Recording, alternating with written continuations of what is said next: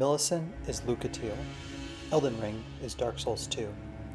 Our paths towards the throne present numerous obstacles that only we as the tarnished and the bearer of the curse can overcome. There are very few we can call equals in these lands fraught with adversities, yet there are a select few that we can encounter on our journey that we can rely on as much as they can rely on us. They are comrades in arms to us and often share similar struggles to remember their purpose or pursue destinies how they see fit. We would be foolish to not call upon them when in need, as they would do the same for us. In both the lands between and Drang Lake, a friendly face of equal strength and skill is a welcome sight.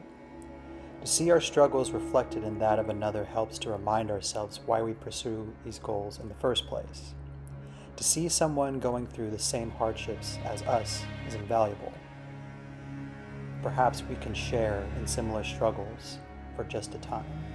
Welcome back to the series that is focusing on the elements common to both Dark Souls 2 and Elden Ring.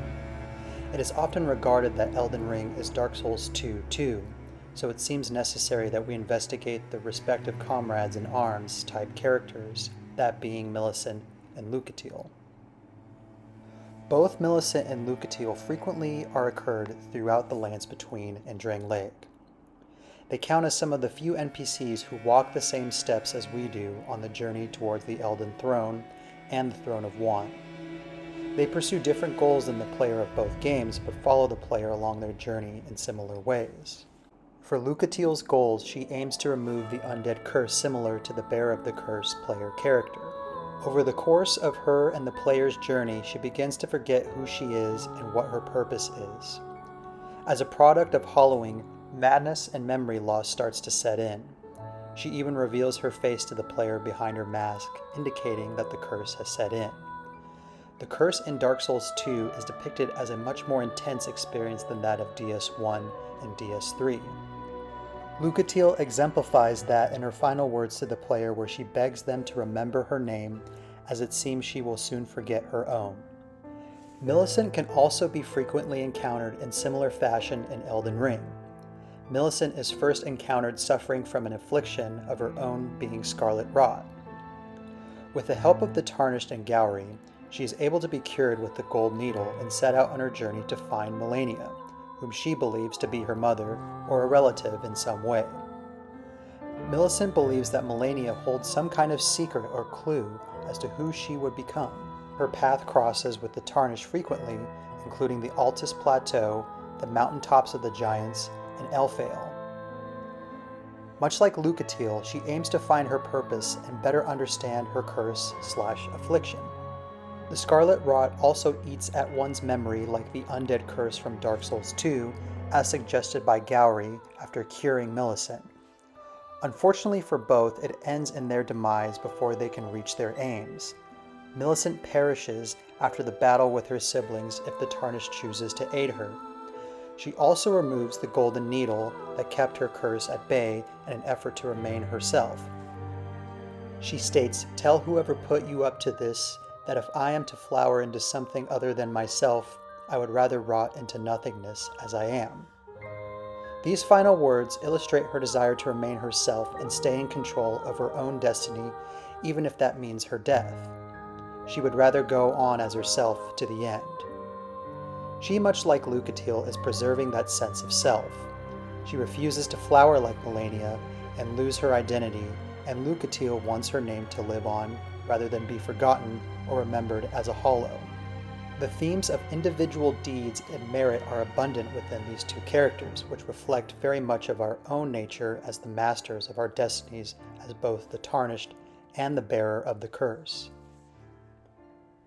Besides possessing the determination to push almost as far as the player character, both Lucatiel and Millicent also have great skill. This can be shown through their mechanical function as being frequently summoned NPCs for boss fights.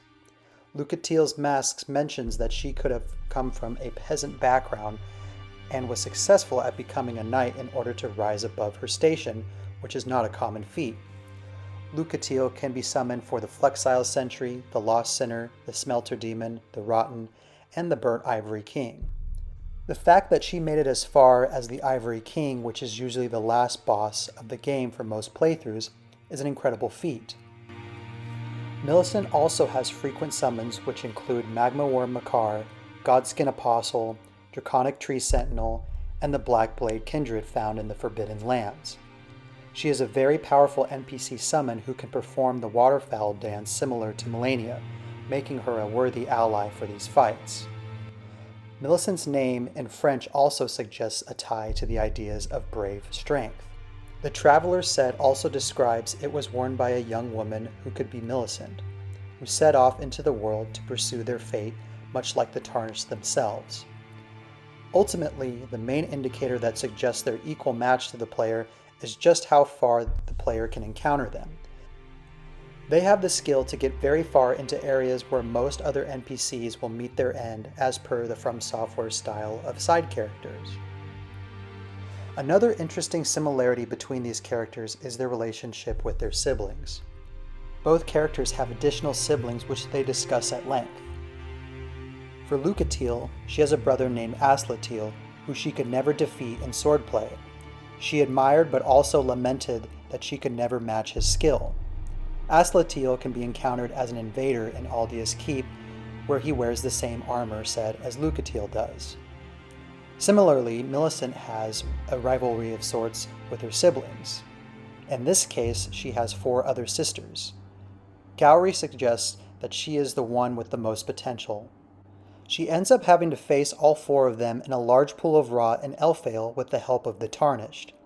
Her sisters all wear the same Traveler set, wearing bandages over their eyes, suggesting loss of eyesight is a common symptom of scarlet rot affliction like Malenia. It is also possible to side with the sisters as recommended by Gowry in order to betray her trust, which could further aid her flowering process. The power could grow by betrayal of another, as Gowry suggests. He, with the aid of the siblings, hopes that Millicent will become a Scarlet Valkyrie to rise with Malenia as she ascends to godhood. The sibling relationships these characters both have highlight their respective strength and skill in battle further. Both sets of siblings play a close role in their destinies to great extent. With the purpose of both siblings is not fully known, both characters seek them out to find answers to their respective goals. Both siblings also offer a sense of testing or measuring their skill in battle as time goes on. Ultimately, both characters meet similar ends where they perish after progressing very far. Both will offer tokens to repay the player for all that they have done for them. Lucatiel assumedly becomes hollow and Millicent perishes by removing the needle and ending her life. Or she can also be put down by the Tarnished and her siblings in order to usher in her eventual bloom. While not looking very similar physically, both characters have similar personalities.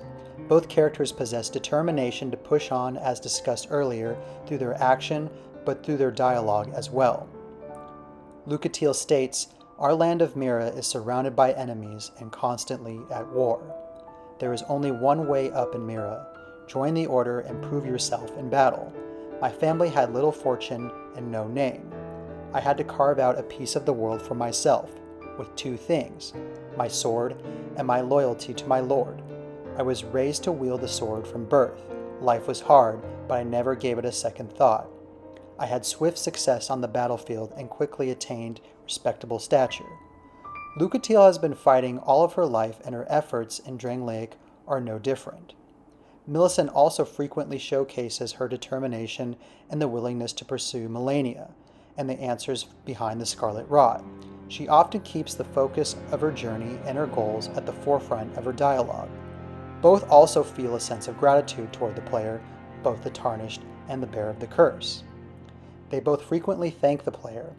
Lucatiel thanks the Bearer of the Curse for listening to her tale and treating her like a normal human being despite being cursed/hollow. Millicent often expresses her thanks, especially when saving her with the needle and giving her the Valkyrie's prosthesis. Both characters are kind to the player and express their gratitude, while we also share admiration for their willingness to persevere beyond what most other characters would. They're an example of the best in both of these respective games. With all these concepts highlighted, feel free to let me know if there are any additional thoughts that could further suggest the similarities between these two. Much like other characters discussed in this series, Millicent comes across as the evolution of Lucatiel. The cursed afflictions, the siblings, the relationship to the player, and their value of the sense of individuality all line up rather closely. However, unlike most DS2 characters, Lucatiel is a much more fleshed out and ends on a very satisfying conclusion without too many unanswered questions, unlike some characters such as the Emerald Herald. She actually was pretty well developed considering the poor development cycle that DS2 had. Millicent operates similarly with a satisfying arc, and helping her along her journey is arguably one of the best NPC quests in the game. I also find that Elden Ring expanded on the idea of the character that is equal to the player archetype and other figures with the likes of Vike and Bernal. However, I don't see too much correlation with these two and Millicent and Lucatiel. I just happen to have an interest in the characters that really seem to push themselves beyond the brink, much like we do when playing the game. It's nice to see that relatability in other characters we encounter, even if there are different goals in mind for each of them. My hope for Millicent is that she returns in some fashion for the DLC. I wouldn't be surprised considering there is all of this talk of blooming and eventual growth from Gowry in the base game. It would be great for her to have some role in it all, even if it's just as an NPC summon, which would serve as a testament to her skills and abilities. There could even be some reasons for her being there, as well as I personally think we haven't seen the last of the Scarlet Rot, or Melania for that matter at this point, but that's a story for another time. Thanks so much for watching, and if you are new to the channel, please consider dropping a like or subscribing. Every little bit counts, and any support or interest is greatly appreciated. Thank you again, and I wish you all the best. Take care.